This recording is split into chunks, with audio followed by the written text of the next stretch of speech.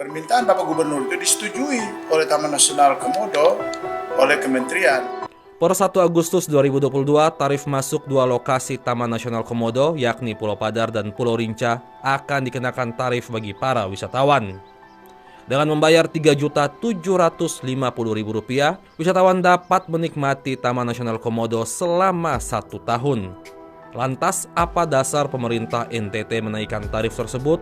Dan seperti apa sistem pengelolaannya? Berikut penjelasan Kepala Dinas Pariwisata dan Ekonomi Kreatif Provinsi Nusa Tenggara Timur. Yang memiliki kewenangan itu adalah Kementerian, pemerintah pusat atau Kementerian Lingkungan Hidup dan Kehutanan. Nah, kebetulan Taman Nasional Komodo ada di wilayah NTT, maka Gubernur NTT meminta kepada Menteri agar pemerintah provinsi juga ikut mengelola Taman Nasional Komodo itu, ikut melestarikan dan ikut di dalam program pengembangan konservasi. Nah, permintaan Bapak Gubernur itu disetujui oleh Taman Nasional Komodo oleh Kementerian.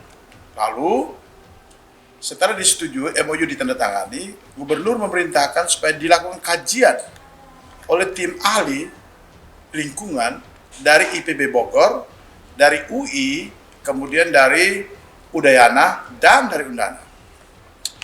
Mereka diminta untuk mengkaji tentang carrying capacity, daya dukung dan daya tampung di Taman Nasional Komodo itu. Khususnya di dua pulau, Pulau Komodo dan Pulau Padar. Dalam kajian itu mereka menemukan begini. Terjadi penurunan nilai ekosistem. Atau dalam bahasa lain, terjadi kerusakan ekosistem di situ. Karena itu mereka meminta untuk dilakukan konservasi. Itu satu. Kedua, karena terjadi penurunan nilai ekosistem, maka diminta untuk dilakukan pembatasan kunjungan. Dan hasil kajian mereka mengatakan hanya 200.000 orang saja dalam setahun berkunjung ke dua pulau itu. Kajian juga mereka mengatakan bahwa perlu ada kontribusi dalam bentuk uang untuk membenahi atau sebagai biaya konservasi atas nilai ekosistem yang hilang atau berkurang itu. Hasil kajian mereka mengatakan besarnya kontribusi itu sebesar 2,9 sampai 5,8 per orang per tahun. Pemerintah provinsi menghitungnya, maka pemerintah provinsi mengambil range tengah, yaitu dari 2,9 ke 5,8 itu dengan 3.750. Nah, 3.750.000 itu merupakan biaya yang dikenakan kepada wisatawan untuk ikut melakukan konservasi. Tapi tidak saja konservasi, 3,750 itu dipakai juga selain konservasi, pemberdayaan ekonomi masyarakat, dipakai juga untuk membiayai monitoring dan pengamanan, karena Anda tahu di situ terjadi illegal fishing, pembakaran, perburuan liar. Dipakai juga untuk membangun fasilitas, amenitas di situ. Kita belum punya pos kesehatan. Beberapa bulan lalu itu banyak wisatawan yang meninggal di tempat itu karena tidak ada tenaga medis di situ. Kita akan pasang di situ. Demikian juga sampah berserakan di mana-mana, maka kita butuh juga biaya untuk pengolahan sampah. Biaya itu juga dipakai untuk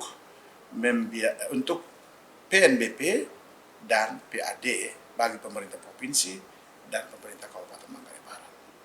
Nah, dari item-item itu yang paling besar yang kami siapkan adalah untuk konservasi.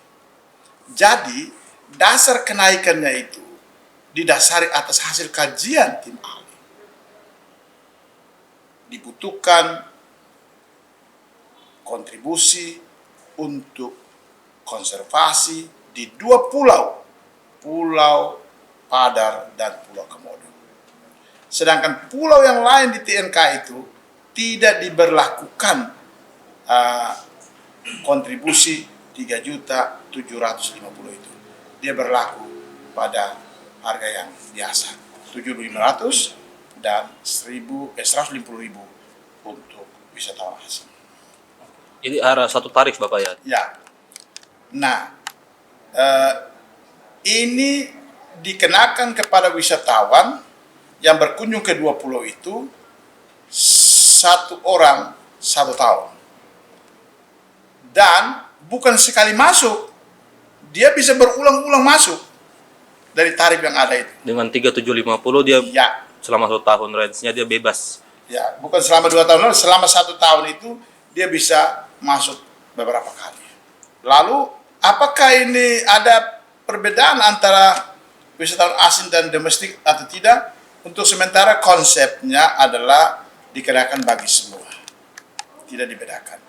Tapi beberapa organisasi pariwisata mereka menyarankan kalau boleh dibedakan, nanti ini masukan bagi kami untuk kami sampaikan kepada pimpinan, sehingga pimpinan bisa putuskan apakah harus dibedakan atau tidak. Tapi konsep yang ada sekarang ini, agenda kami sekarang ini adalah disamakan.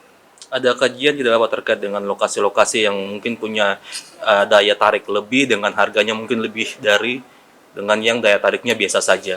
Ini 3750 itu berlaku di 2 pulau itu, Pulau Padar dan Pulau Komodo. Tentu saja kami ada punya spot-spot yang harus mereka kunjungi sebagai kompensasi atas biaya yang telah mereka keluarkan. Kami juga punya konsep juga wisata edukasi, jadi nanti wisatawan yang ke situ mungkin kami libatkan mereka untuk menanam pohon-pohon atau penyu, melepas penyu atau berbagai hal kami akan libatkan. Itu wisata edukasi. Nanti sistem pembeliannya itu ada kerjasama tidak antara pemerintah dengan contoh Bank NTT yang sekarang lagi menuju bank digital? Untuk sistem pembayarannya itu tim ahli kami, tim teknis kami lagi sedang mengkajinya. Yang pasti bahwa semua pembayaran secara online harus ada reservasinya dan online sifatnya. Online. Bapak kalau sinergi dengan BUMD milik pemerintah provinsi sendiri ada tidak Bapak? Kami lagi sedang berencana untuk bekerja sama dengan BUMD kami PT Propamor, karena dan PT Propamor sekarang sudah siap secara profesional untuk mengambil alih kerjasama dengan TNK di Labuan Bajo dan Padar ini. Siap. Ini Bapak ada penolakan dari beberapa anggota DPRD provinsi, khususnya Dapil Flores.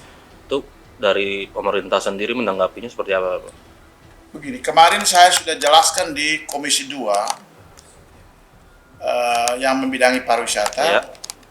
dan juga ada anggota dewan yang menolak itu juga ada di dalam Komisi 2. Siap. Saya sudah menjelaskan mengapa kebijakan ini diambil, lalu tujuannya untuk apa kebijakan ini dibuat, dan itu Komisi 2 dapat menerimanya. Mereka mendukung program ini yang penting benar-benar untuk kelestarian lingkungan hidup, tapi juga pada saat yang sama wisatawan bisa berkunjung dengan baik di Labuan Bajo. Oke, siap Bapak. Siap, thank you. Jerry Rudolph, AFB TV melaporkan.